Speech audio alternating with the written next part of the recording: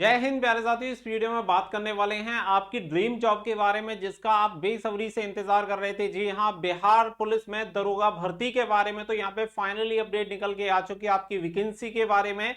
और आपको पूरी जानकारी इस वीडियो में मिलने वाली है कि कब आपके फॉर्म अप्लाई होंगे, कौन अप्लाई कर सकता है, कैसे अप्लाई कर सकते हैं, सिलेक्शन प्रोसेस क्या रहेगा, सिलेबस आपका क्या रहेगा, भर्ती के बारे में हर एक जानकारी आप सभी को मिल जाएगी। तो दुनिया में वैसे तो बहुत सारी जॉब है, लेकिन दरोगा की बात ही कुछ अलग है। और जो तैयारी करते हैं या जिनका सपना होता है अपने दरोगा बनना, उन्हें अच्छे से पता होता है कि इस जॉब की क्या वैल्यू होती है या इस जॉब का क्या रुतबा होता है। आगे बढ़ते हैं और आप सभी को पूरी जानकारी देते हैं। वीडियो पसंद आए तो प्लीज वीडियो को लाइक शेयर करके चैनल को सब्सक्राइब कर लें और बेल आइकन पर प्रेस कर लें, ताकि फ्यूचर में आने वाली अपडेट का नोटिफिकेशन आपको सबसे पहले मिलता रहे। तो सबसे पहले यहाँ पे हम बात करेंगे क्वालिफिकेशन के बारे में। तो आप में से बहुत सारे कैंडिडेट को पता होगा कि इसके लिए क्वालिफिकेशन चाहिए होती है ग्रेजुएट, यानी जो भी कैंडिडेट स्नातक कंप्लीट कर चुके हैं, जिसमें चाहे बीए, बीएससी, बीकॉम, बीबीए कुछ भी आपने कर रखा है, आपके पास एक वैलिड डिग्री होनी चाहिए। कहीं से भी आपने अगर डिग्री क्वालिफाई कर रखी है तो आप इसके लिए अप्लाई कर सकते हैं।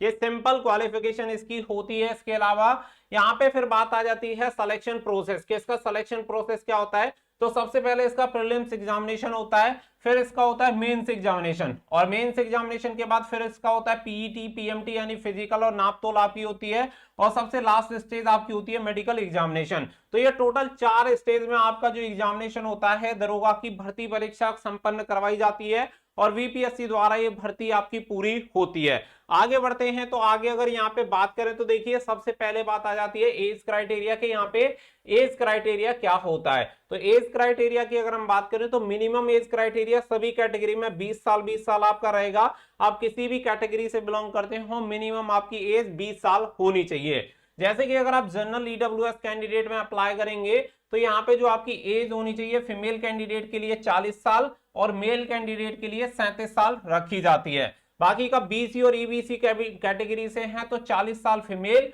और 40 साल मेल, दोनों के लिए इस कैटेगरी में सेम रहेगी। इसके अलावा अगर आप एससी एसटी कैंडिडेट हैं तो फीमेल के लिए 42 साल और मेल के लिए भी 42 साल अधिकतम उम्र सीमा है। तो इसके अकॉर्डिंग आप अप्लाई कर सकते हैं। अब अगर बात करें कि इसकी जो उम्र की गणना होगी वो कब से की जाएगी, तो यहाँ पे 1 जनवरी 2023 से आपकी उम्र की गणना होगी। तो इसी दिन आपकी न्यूनतम जो आयु होनी चाहिए 20 साल और अधिकतम आपकी कैटेगरी के अकॉर्डिंग होनी चाहिए। तो 1 जनवरी 2023 से आप काउंट कर सकते हैं। इसके अलावा फिर बात आती है कि यहाँ पे जो सबसे पहले एग्जामिनेशन होता है वो होता है प्रीलिम्स। ठीक है, प्री एग्जामिनेशन जो आपका रहेगा, प्रीलिम्स के सिलेबस की हम यहाँ पे बात करें तो देखिए, तो ये आपका प्रीलिम्स का सिलेबस है, जिसमें आपका current affairs, general knowledge and general awareness के आपके 100 क्वेश्चन पूछे जाते हैं। हर एक क्वेश्चन के लिए 2 नंबर आपको दिए जाते हैं, यानी टोटल 200 नंबर का आपका ये पेपर होता है। 2 घंटे आपको ड्यूरेशन दिया जाता है।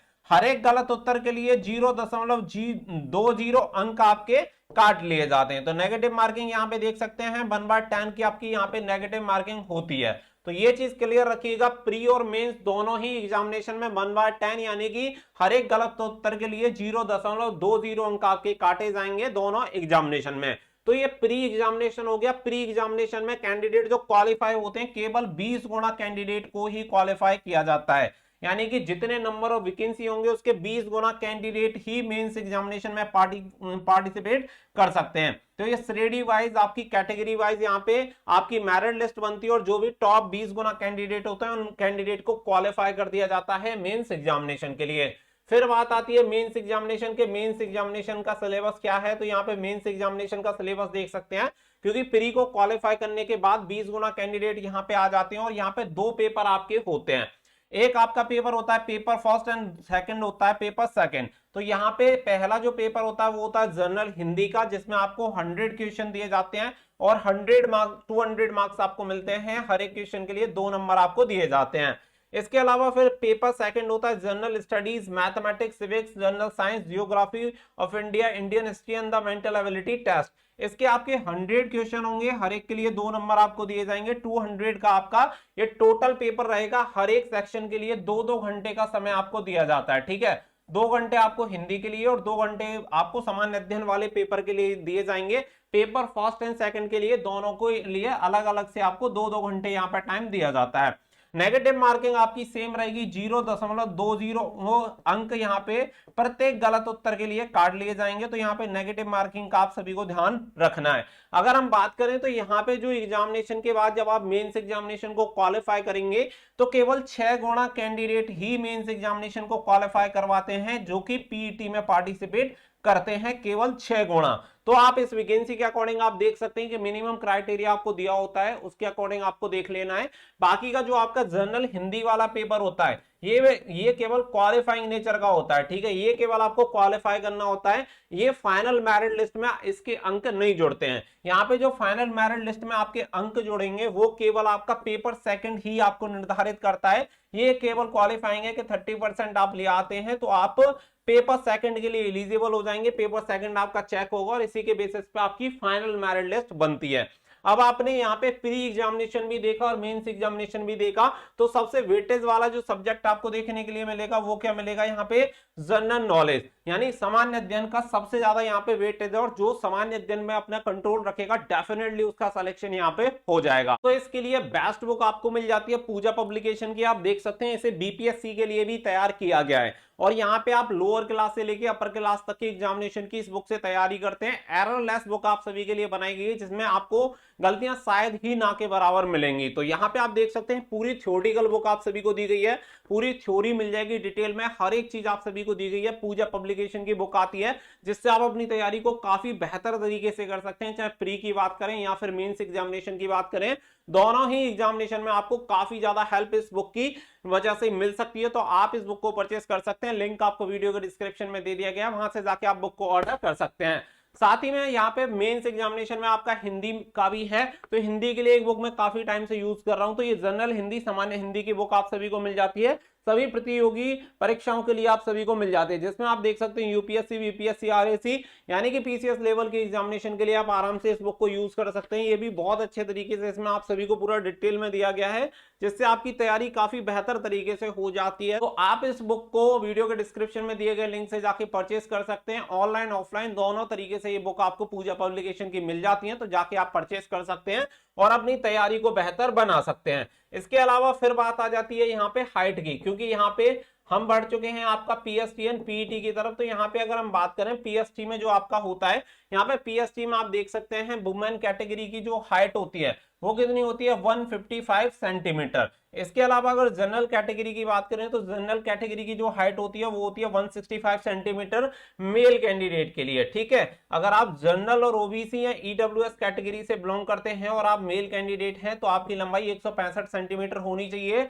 अगर आप वुमेन कैंडिडेट हैं, आप किसी भी कैटेगरी से बिलोंग करें तो 155 सेंटीमीटर पर आप अप्लाई कर सकते हैं। इसके अलावा एससी एसटी या ईबीसी कैटेगरी से अगर आप मेल कैंडिडेट हैं तो आपकी लंबाई होनी चाहिए 160 सेंटीमीटर। तो ये होती है लंबाई, यानी लंबाई से आपको ये क्लियर हो गया होगा कि आप इसके लिए आवेदन कर सकते हैं या नहीं कर सकते हैं। इसके अलावा पीएमटी में आपका होता है सीना यानी कि चेस्ट, तो chest only for male candidate. तो यहाँ पे जनरल ओबीसी यहाँ पे जनरल ओबीसी ईबीसी और ईडब्ल्यूएस कैंडिडेट के लिए जो सीना होता है वो फुलाकर होता है 86 सेंटीमीटर और बिना फुलाए होता है 81 सेंटीमीटर। यानी 81 सेंटीमीटर के बाद 5 सेंटीमीटर का फुलाव यहाँ पे कंपलसरी होना चाहिए और इसके बाद 86 सेंटीमीटर सीना आपका होना चाहिए। अगर आप एससी और एसटी कैंडिडेट हैं तो आपका नॉर्मल सीना होना चाहिए 79 और फुलाकर होना चाहिए 84 सेंटीमीटर, यानी कि यहाँ पर भी 5 सेंटीमीटर का फुलाव आपसे मांगा जाता है। तो ये हो गई आपकी पीएमटी के बाद कि आपके सारे मापतोल जो होती है वो आपकी क्या होती है। अब ये होता है आपका फिजिकल इफिशिएंसी टेस्ट यानी कि पीईटी,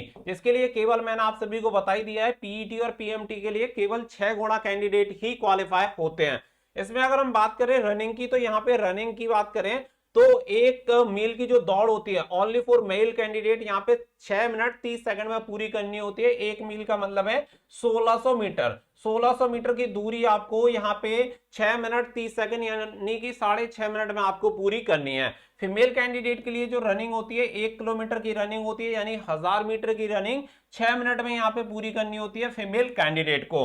बाकी का फिर होता है आपका हाई जंप, इसके लिए 4 फीट मेल कैंडिडेट को कूदना होता है और 3 फीट कूदना होता है फीमेल कैंडिडेट को। इसके अलावा लॉन्ग जंप आपकी होती है, तो लॉन्ग जंप की दूरी यहाँ पे 12 फीट तय की गई है मेल कैंडिडेट के लिए, 9 फीट तय की गई है फीमेल कैंडिडेट के लिए, जिनके लिए 3-3 चांस आपको मिलते हैं। शॉर्ट पुट की अगर हम बात करें तो 16 पाउंड का जो गोला होता है वो 16 फीट यहाँ पे फेंकना होता है मेल कैंडिडेट को, और 12 पाउंड का जो गोला होता है वो 10 फीट फेंकना होता है फीमेल कैंडिडेट को। तो ये आपका फिजिकल होता है जिसके लिए कोई भी नंबर आपको नहीं दिए जाते हैं, केवल क्वालिफाइंग नेचर का होता है। और ये सारी चीजें आपको यहाँ पे क्लियर कर दी गई है कि 3 चांसेस आप सभी को यहाँ पे दिए जाते हैं। तो ये यहाँ पे आप सभी क्लियर रखेंगे कि आपका पीईटी पीएमटी इस तरीके से होता है। इसके अलावा अगर हम सैलरी की बात करें तो यहाँ पे सब इंस्पेक्टर की जो सैलरी होती है वो लेवल 6 की सैलरी मिलती है, जिसमें 35,400 से लेके 1,12,400 आपका पे स्केल होता है। बाकी का सार्जेंट की जो वैकेंसी होती है इसके लिए भी लेवल 6 की सैलरी होती है और सेम आपका पे स्केल होता है। तो आपको यहाँ पे सैलरी भी क्लियर हो गई होगी कि सैलरी आपको कितनी मिलती है, क्योंकि एक प्रमुख चीज है भाई, जिस चीज के लिए जा रहे हैं वो चीज तो कम से कम पता होनी चाहिए कि कितनी सैलरी हमें यहाँ पे मिलने वाली है। इसके अलावा यहाँ पे बात आती है एप्लीकेशन फीस की कि एप्लीकेशन फीस कितनी होती है। तो जनरल, ओबीसी, ईबीसी और ईडब्ल्यूएस कैंडिडेट के लिए 700 रुपए एप्लीकेशन फीस होती है। बाकी अगर आप एससी और एसटी हैं तो 400 रुपए आपको एप्लीकेशन फीस यहाँ पे देनी होती है। तो ये हो गई टोटल आपकी एप्लीकेशन फीस की बात। सिलेक्शन प्रोसेस से संबंधित हर एक चीज मैंने आपको क्लियर कर दी है कि कितनी नेगेटिव मार्किंग होती है, कितने कैंडिडेट क्वालिफाई होते हैं, मेरिट किस बेसिस पे बनती है, फिजिकल आपका क्या होता है, सिलेबस क्या होता है, सिलेक्शन प्रोसेस क्या है, एज क्राइटेरिया क्या है, हाइट कितनी है, रनिंग कितनी है, और long jump, high jump, short put, सारी चीजें आपको क्लियर कर दी हैं। उम्मीद करता हूं कि यहाँ पे बिहार दरोगा भर्ती से संबंधित अब आपको कोई भी आपके दिमाग में एक भी सवाल नहीं बचा होगा जो आप पूछना चाहते हैं। इवन मैंने आपको ये भी बता दिया है कि आपकी जो उम्र की गणना होगी वो कब से की जाएगी, तो आप अपनी तैयारी में जरूर से जुट जाएं। बाकी का आप देखिए, इसके बाद अगर हम बात करें तो यहाँ पे अभी हाल ही में बिहार सरकार की तरफ से ये दिया गया था कि युवाओं को रोजगार तरक्की का आधार, जिसमें आप सभी देख सकते हैं कि बिहार पुलिस में दरोगा के 1275 पदों पर होगी बहाली। तो रोजगार के बेहतर अवसर मुहैया करा रही नीतीश सरकार, तो यहाँ पे कुछ इस तरीके से दिया था। बाकी ये बहुत सारे न्यूज़पेपर वगैरह सारी चीजों में ये चीजें आ चुकी हैं। लेकिन आपने देखा होगा कि इससे पहले इंटर लेवल की जो वैकेंसीज आई हैं उसके लिए हमने 2 महीने पहले ही सभी कैंडिडेट को क्लियर कर दिया था कि आपको सितंबर और अक्टूबर के बीच में ये वैकेंसीज देखने के लिए मिलेंगी। फाइनली वो नोटिफिकेशन आ चुका है और आप सभी को उसका क्लियर भी हो गया होगा कि भाई उसकी जो डेट मैंने आपको बताई थी वो बिल्कुल सही थी। अब ये सारी चीजें इसकी भी बहुत पहले से आ रही हैं। अब यहाँ पे अगर मैं एग्जैक्ट डेट की बात करूं कि कब तक आपकी वैकेंसी आएंगी, तो मैं आपको ये सारी चीजें जो बता रहा हूं वो आप याद रखिएगा, आप सभी के काम आने वाली है। अक्टूबर नवंबर 2023 में आपको इस वैकेंसी का नोटिफिकेशन देखने के लिए मिलेगा। अगर आपको इस बार बिहार दरोगा की भर्ती में सफलता चाहिए तो आपको अभी से अपनी तैयारी में जुटना पड़ेगा, क्योंकि नंबर ऑफ वैकेंसी के कंपैरेटिवली आपका कंपटीशन बहुत ज्यादा रहेगा। अब इतने तगड़े कंपटीशन में नौकरी चाहिए तो नौकरी के लिए आपको पहले से उन कैंडिडेट से आगे रहना पड़ेगा। जो कैंडिडेट अभी तैयारी का सोच रहे हैं, आपको अभी से तैयारी में लग जाना पड़ेगा, तभी जाके आपको नौकरी मिल सकती है। और आप सभी जानते हैं एक रेपुटेड जॉब होती है, बढ़िया जॉब होती है। आप नहीं, आपकी पूरी फैमिली स्टेबल हो जाती है, सारी चीजें बहुत बढ़िया हो जाती हैं। इसके बाद उम्मीद करता हूं कि पूरी चीजें आप सभी को क्लियर हो गई होंगी और आप बिना समय गवाए अभी से अपनी तैयारी में जुट जाएंगे। साथ ही में इंटर लेवल की जो वैकेंसी आई है उसके लिए भी फॉर्म अप्लाई जरूर कर दें, क्योंकि उसमें कोई फिजिकल वगैरह आपका होना नहीं है, केवल रिटन एग्जामिनेशन बेसिस पे आपका वहां पे सिलेक्शन हो जाएगा।